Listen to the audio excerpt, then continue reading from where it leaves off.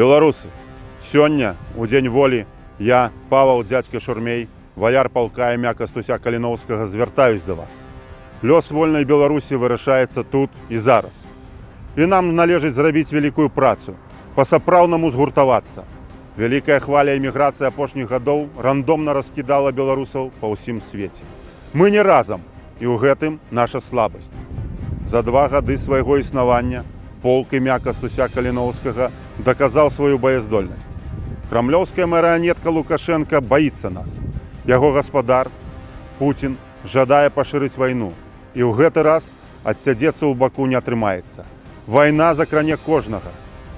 Вось, што нясе расійскі імперыялізм.